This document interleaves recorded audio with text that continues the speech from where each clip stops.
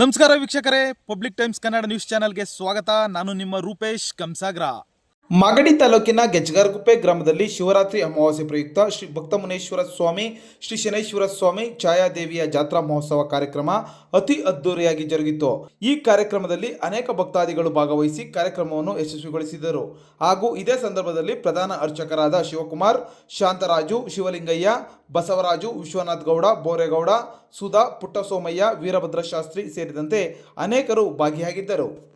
ಮಹಾಶಿವರಾತ್ರಿ ಹಬ್ಬದ ಅಮಾವಾಸ್ಯೆ ಪ್ರಯುಕ್ತ ವಿಶೇಷ ಪೂಜಾ ಕಾರ್ಯಕ್ರಮ ಇಟ್ಕೊಂಡಿದ್ವಿ. ಇದು 5ನೇ ವರ್ಷದ ಕಾರ್ಯಕ್ರಮ. ಇದು ಮೂಲ ಸ್ವಾಮಿ ಉತ್ತಮ ಮೂಡಿತ್ತು ಮೊದಲು, ಆಮೇಲೆ ಉತ್ಸವ ಮೂರ್ತಿಗಳು, ಶಿಲೆಗಳು ಎಲ್ಲ ಭಕ್ತಾದಿಗಳ ಸಹಕಾರದಿಂದ ಕಾರ್ಯಕ್ರಮ ವರ್ಷವೂ ನಾವು ಶಿವರಾತ್ರಿ ಹಬ್ಬ ಕಳೆದ ನಂತರ ಮಾಡ್ಕೊಂಬತ್ತಾ ಇದ್ದೀವಿ. ಇವತ್ತೇನೆಲ್ಲ ಕಾರ್ಯಕ್ರಮ ಹಮ್ಮಿಕೊಂಡಿದ್ದೀರಾ? ಬೆಳಗಿಂದ ಏನೆಲ್ಲ ಆಯಿತು? ನೆನ್ನೆ ಸಂಜೆ ಹೂವಂಬಳೆ, ಶನಿ ದೇವರು ಛಾಯಾದೇವಿ ಹೂವಂಬಳೆ ಇತ್ತು. ಶ್ರೀ ಭಕ್ತಾಂಜನೇಯ ದೇವಸ್ಥಾನದಿಂದ ನಡುಮುಡಿ ಮೇಲೆ ದೇವ್ರು ತಂದು ದೇವ್ರು ಇರಿಸಿ ರಾತ್ರಿನೂ ಅನ್ನದಾನ ಕಾರ್ಯಕ್ರಮ ಇತ್ತು. ಇವತ್ತು ಬೆಳಗ್ಗೆಯಿಂದನೂ 1000 ಜನಕ್ಕೆ ಅನ್ನದಾನ ಕಾರ್ಯಕ್ರಮ ನಡೀತೈತೆ. ವರ್ಷವೂ ಇದೇ ತಂದು ಮಾಡ್ಕೊಬತ್ತಾ ಇದ್ದೀವಿ. ತಮ್ಮ ಹೆಸರು? ಶಿವಕುಮಾರ್ ಅಂದ್ಬಿಟ್ಟು, ಇದೇ ದೇವಸ್ಥಾನ ಪ್ರಧಾನ ಅರ್ಚಕರು.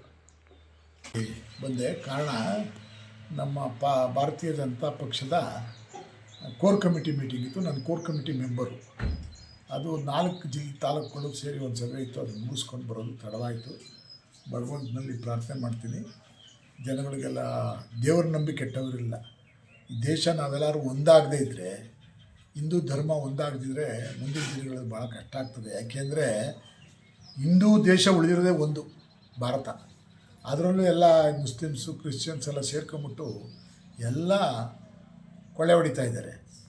ಈಗೇನಾದರೂ ನಾವು ಸುಮ್ಮನೆ ಆ ಜಾತಿ ಈ ಜಾತಿ ಅಂತ ಹೇಳಿ ನಾವೆಲ್ಲ ಒಂದು ಅಂತ ಏನಾರು ಮಾಡಲೇ ಇದ್ರೆ ನನ್ನ ಅನುಭವದಲ್ಲಿ ಇದು ಹಿಂದೂನೂ ಉಳಿಯಲ್ಲ, ಭಾರತ ಉಳಿಯಲ್ಲ. ಅದಕ್ಕೆ ಆ ಒಂದು ಕಾರ್ಯಕ್ರಮಕ್ಕೆ ಭಾಗವಹಿಸಿ ಬರ್ತಾಯಿದ್ದೀನಿ. ನಮ್ಮ ದೇಶ ನಿಂತಿರೋದೇ ದೇವರಿಂದ, ಧರ್ಮದಿಂದ. ದೇವ್ರ ನಂಬಿ ಕೆಟ್ಟವರಿಲ್ಲ. ನಾವೆಲ್ಲ ದೇವ್ರ ನಂಬಿರೋರು. ನಮ್ಮಪ್ಪ ಇವ್ರ ಥರನೇ ಆಂಜನೇಯನ ಪೂಜೆ ಮಾಡ್ತಿದ್ದರು. ನಾವೇನು ದೊಡ್ಡ ಶ್ರೀಮಂತರೇನಲ್ಲ. ಆದರೆ ಆ ದೇವ್ರನ್ನ ನಂಬಿ ನಾವು ಅದೇ ಥರ ನಮ್ಮ ಅಣ್ಣ ನಾವೆಲ್ಲ ಮಾಡ್ಕೊಂಡು ಹೋಗಿದ್ದಕ್ಕೆ ನಮ್ಮ ಜೀವನದಲ್ಲಿ ಏನೂ ಸಮಸ್ಯೆಗಳೇ ಬಂದಿಲ್ಲ. ಅಣ್ಣನ ಮಕ್ಕಳು, ನನ್ನ ಮಕ್ಕಳು ಎಲ್ಲ ಡಾಕ್ಟ್ರು, ಇಂಜಿನಿಯರ್ಸ್ ಎಲ್ಲ ಆಗಿದ್ದಾರೆ. ನಾನು ಒಂದು ಜೀವನದಲ್ಲಿ ತಪ್ಪು ಮಾಡಿದ್ದೇನು ಅಂದರೆ, ಸೆಕ್ರೆಟರಿಯಲ್ಲಿ ಕೆಲಸ ಸಿಕ್ಕಿತ್ತು ನನಗೆ ವಿಧಾನಸೌಧದಲ್ಲಿ. ನಾನೇ ಕೆಲಸ ಪರೀಕ್ಷೆ ಬರೆದು ಪಾಸಾಗಿದ್ದೆ. ಕೆಲಸ ಮಾಡಬೇಕಾಯಿತು. ಈ ರಾಜಕೀಯದವ್ರು ಸವಾಸ ಮಾಡೋಕ್ಕೆ ಹೋಗಿ ನೀವು ಸೀಟ್ ಕೊಡ್ತೀನಿ ನಾಗಡಿಗೆ MLA ಅಂದ್ಬಿಟ್ಟು ವಾಲಂಟ್ರಿ ಮಾಡಿಬಿಟ್ಟು ನೀವು ರೀತಿ ತಗೊಂಡು ಭಾಳ ಕಷ್ಟ ಆಯಿತು. ಈ ಪದವೀಧರ ಶಿಕ್ಷಕರ ಕ್ಷೇತ್ರದಲ್ಲಿ ನಿಂತೆ. ಅವ್ರು ನನಗೆ ಬೆಂಬಲ ಕೊಟ್ಟಿದ್ದರು. ಎಲ್ಲ ನಾವು ಎಲ್ಲಿ ದುಡ್ಡು ಹೊಡೆದು ಕೊಡೋದು, ಹೊಡೆಯೋಕ್ಕಾಗಿಲ್ಲ. ಅದರಿಂದ ಜನ ಸೋಲಿಸ್ತಾರೆ. 10,000 ಕೊಟ್ಟಂಗೆ ಓಟ್ ಹಾಕ್ತಾರೆ. ಎಲ್ಲಿದೆ ಧರ್ಮ? ಏನು ಆ ದೇವರೇ ಬುದ್ಧಿ ಕೊಡಬೇಕು ಅವ್ರಿಗೆಲ್ಲ. ನಾನೇನು ಸಾಧ್ಯವೋ ನಿರುದ್ಯೋಗಿಗಳಿಗೆ, ಶಿಕ್ಷಕರಿಗೆ ಎಲ್ಲ ಕೆಲಸ ಮಾಡಿಕೊಟ್ಟಿದ್ದೀನಿ. ನಿರುದ್ಯೋಗಿಗಳ ಪರವಾಗಿ ಕೆಲಸ ಮಾಡಿದ್ದೀವಿ, ಪದವೀಧರ ಪರವಾಗಿ ಕೆಲಸ ಮಾಡಿದ್ದೀವಿ. ಎಲ್ಲೆಲ್ಲಿ ಶಿವನ ದೇವಸ್ಥಾನಗಳು, ನಾಡಪ್ರಭು ಕೆಂಪೇಗೌಡರು ಕಟ್ಟಿಸಿದಂಥ ಮಾಗಡಿ ಶಿವನ ದೇವಸ್ಥಾನಗಳ ಶಿಥಿಲವಾಗಿದ್ದರು. ಕೆಂಸಾಗರದಲ್ಲಿ, ಸಾತ್ನೂರಲ್ಲಿ, ಎಲ್ಲ ಕಡೆ, ಕೋಟೆ ಒಳಗಡೆ, ಗೌರಮ್ಮನ ಕೆರೆ ಮುಂದೆ ಎಲ್ಲ ಕಾಂಕ್ರೀಟ್ ಹಾಕಿದ್ವಿ. ಮಠಗಳಿಗೆಲ್ಲ ಕೊಡ್ತಿದ್ದು. ನಾನು ಅಂಕಳಿ ಮಠದಲ್ಲಿ ಹೋಗಿದ್ದೆ. ನಮ್ಮ ಸ್ವಾಮೀಜಿಯವ್ರ ಗದ್ದೆನೂ ಕಟ್ಟಿಸಿದ್ದೆ. ಅದು ನಮ್ಮಂಥವ್ರಿಗೆ ದೇವರೇ ಕಾಪಾಡಬೇಕು ಹೊರತು ಜನ ಏನಲ್ಲ ಅನ್ನಿಸ್ತದೆ. ಆದರೆ ನಾನು 36 ಕಾನ್ಸ್ಟಿಟ್ಯುನ್ಸಿ, 36 ಕ್ಷೇತ್ರ, 5 ಲೋಕಸಭಾ ಕ್ಷೇತ್ರ, 36 MLA ಕ್ಷೇತ್ರ ಓಡಾಡಿ ಸಾಕಾಗಿದೆ. ಆದರೂ ನಾನು ಮಾಡಿದ ಸೇವೆನ ಕನ್ಸಿಡರ್ ಮಾಡಲಿಲ್ಲ ಅಂತ ಈ ಸಮಾಜದ ಬಗ್ಗೆ ಅಷ್ಟೊಂದೇನು ನನಗೆ ನಂಬಿಕೆ ಇಲ್ಲ. ಆದರೂ ವಿಧಿ ಇಲ್ಲದಲೇ ಮನುಷ್ಯ ಬಂದಿದ್ದೀವಲ್ಲ, ಓಡಾಡಬೇಕಾಗ್ತದೆ. ನಾವು ಬದುಕಿರೋವರೆಗೂ ಒಳ್ಳೆ ಕೆಲಸ ಮಾಡ್ತೀವಿ. ನೀವೆಲ್ಲ ತಿಳ್ಕೊಂಬಿಡಿ, ದೇವ್ರ ನಂಬಿಕೆ ಕೆಟ್ಟವರಿಲ್ಲ. ದೇವ್ರಿಗೆ ನಂಬಬೇಕು. ನಮ್ಮ ಇವೆಲ್ಲ ಬಿಟ್ಟು ಮಾಡೋ ಕೆಲಸ ಎಲ್ಲ ಬಿಟ್ಟು ಕಾಯಕವೇ ಕೈಲಾಸ.